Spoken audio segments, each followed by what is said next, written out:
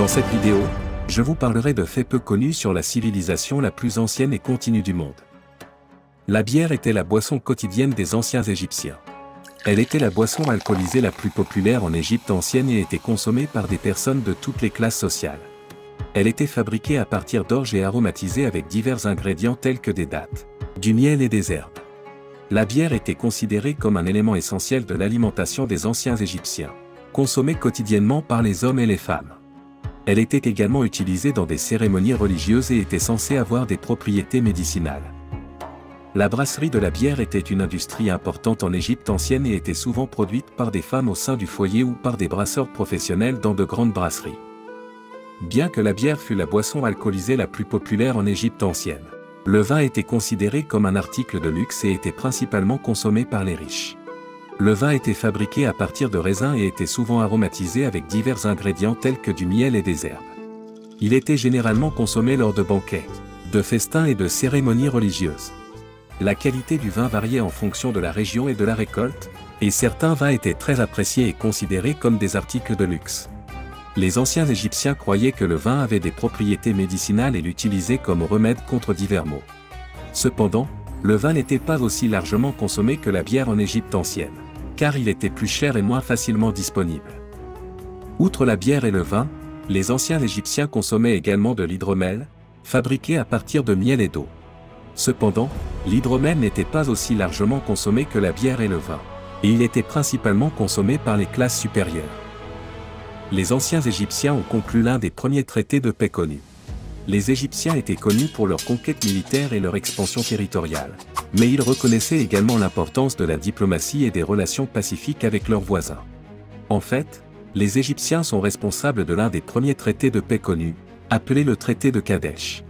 Ce traité a été signé entre le pharaon égyptien Ramsès II et le roi hittite Hattusili III au XIIIe siècle avant Jésus-Christ, à la suite d'une longue période de conflits et de guerres entre les deux empires. Le traité a établi une frontière entre les deux nations et a engagé les deux parties à des relations pacifiques et à une assistance mutuelle en cas d'agression extérieure. Le traité a été inscrit sur une tablette d'argent et des copies ont été envoyées aux deux capitales en tant que symbole de l'accord.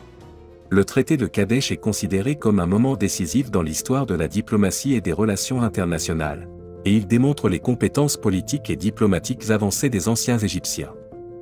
Les anciens Égyptiens étaient des pionniers en matière de chirurgie.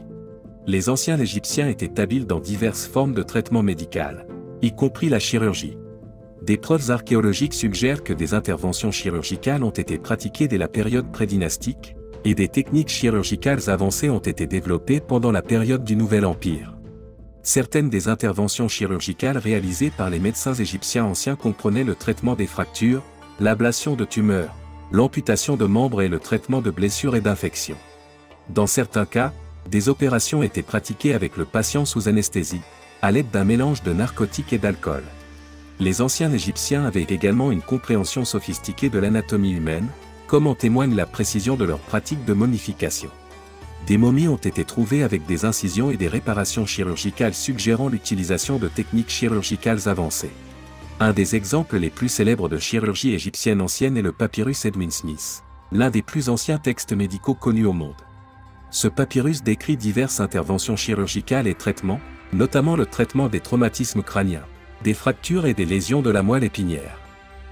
Les anciens Égyptiens accordaient de la valeur à leurs dents. Les anciens Égyptiens pratiquaient la dentisterie esthétique pour améliorer l'apparence de leurs dents. Il existe des preuves qu'ils utilisaient diverses méthodes pour blanchir, redresser et décorer leurs dents. Une méthode courante utilisée par les anciens Égyptiens pour blanchir leurs dents consistait à appliquer un mélange de ponce et de vinaigre de vin sur leurs dents. Parfois, ce mélange comprenait des substances telles que le natron, un type de sel, et la myrrhe.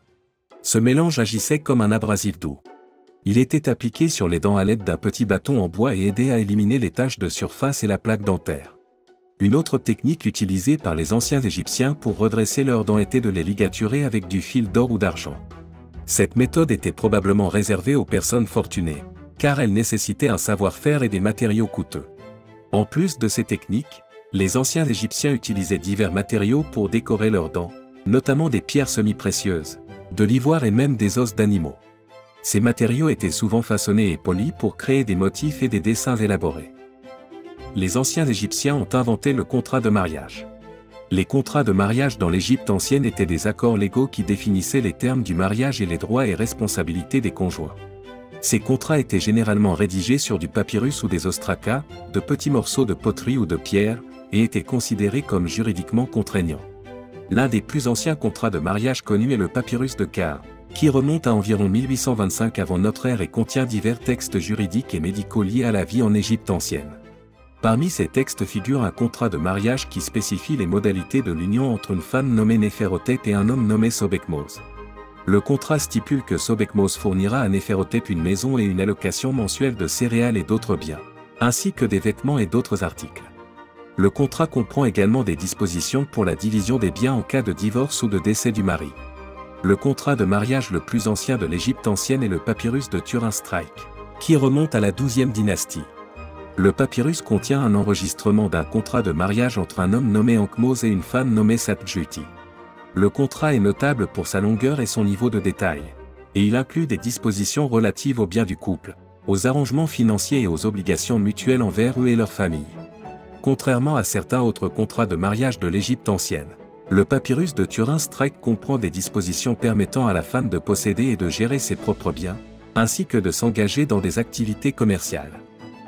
Les anciens Égyptiens adoraient les jeux de société. Après une longue journée de travail le long du Nil, les Égyptiens se détendaient souvent en jouant à des jeux de société. Plusieurs jeux différents étaient pratiqués, dont Méan et Chien et Chacal, mais peut-être le plus populaire était un jeu de hasard appelé Tsené. Il s'agissait de l'un des jeux de société les plus populaires de l'Égypte ancienne et l'un des plus anciens jeux de société connus au monde. Le jeu consiste à déplacer des pièces le long d'un plateau de 30 cases, le but étant d'atteindre la fin du plateau avant votre adversaire. L'un des pharaons qui était connu pour aimer jouer à Séné était Toutankhamon. Séné était un jeu populaire pendant son règne, et un plateau de jeu a été trouvé dans sa tombe, aux côtés d'autres jeux de société et jouets. En fait, la tombe de Toutankhamon est l'une des sources les plus importantes d'informations sur les jeux de société de l'Égypte ancienne et leur utilisation dans la société égyptienne ancienne. Les premiers cosmétiques connus de l'histoire étaient utilisés par les anciens Égyptiens. L'utilisation de cosmétiques remonte à l'Antiquité, avec des preuves de leur utilisation trouvées dans des sites archéologiques du monde entier. Cependant, les premiers cosmétiques connus de l'histoire étaient utilisés par les anciens Égyptiens. Les cosmétiques faisaient partie intégrante de la vie quotidienne en Égypte ancienne et étaient utilisés aussi bien par les hommes que par les femmes de toutes les classes sociales.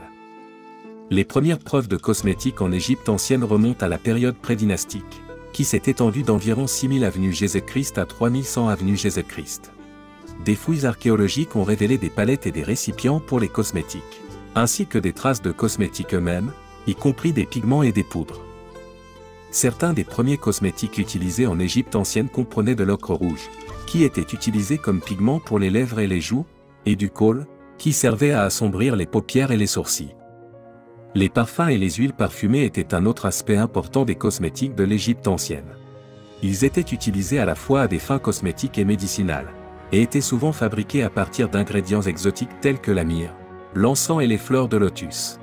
Les anciens Égyptiens croyaient également que les parfums avaient une signification spirituelle, et de nombreux parfums étaient utilisés dans des cérémonies religieuses et des rituels.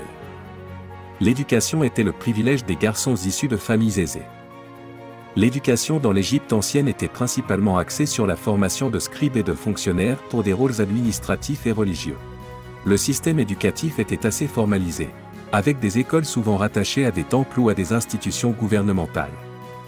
L'éducation des jeunes garçons commençait généralement vers l'âge de 5 ou 6 ans, leur père ou leur tuteur leur enseignant à lire et à écrire en utilisant les hiéroglyphes. À mesure qu'ils grandissaient, ils fréquentaient l'école où ils continuaient à étudier la lecture et l'écriture, ainsi que l'arithmétique, la géométrie et les sciences de base. Le programme d'études était rigoureux et exigeant, et on attendait des élèves qu'ils mémorisent un grand nombre de textes et de formules. Les enseignants utilisaient un système de répétition et de récitation pour aider les élèves à mémoriser le matériel. À la fin de leur éducation, les élèves passaient un examen pour déterminer leur niveau de connaissance et de compétence. Ceux qui réussissaient travaillaient ensuite dans l'administration gouvernementale ou temple en tant que scribes, tandis que d'autres poursuivaient des carrières dans d'autres domaines tels que l'agriculture ou l'artisanat. L'éducation était généralement réservée aux garçons des classes sociales privilégiées, et il y a peu de preuves suggérant que les filles recevaient une éducation formelle. Les pyramides n'ont pas été construites par des esclaves.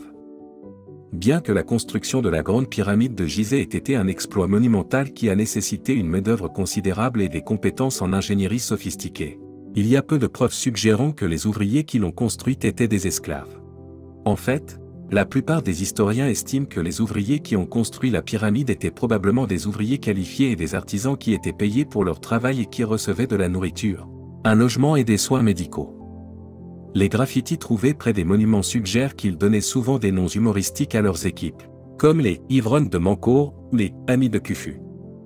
Les documents historiques indiquent que les ouvriers qui ont construit les pyramides étaient organisés en équipes et supervisés par des architectes et des ingénieurs qualifiés. Ils provenaient probablement de toute l'Égypte et pouvaient inclure des hommes et des femmes. Certains ouvriers ont également été enterrés dans les tombes entourant la pyramide, ce qui suggère qu'ils étaient respectés et honorés pour leur contribution.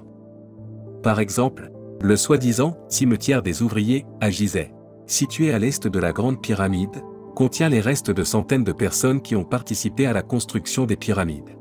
Beaucoup de ces personnes étaient probablement des ouvriers qualifiés et des artisans impliqués dans la taille, le transport et la mise en place des énormes blocs de pierre utilisés dans la construction des pyramides.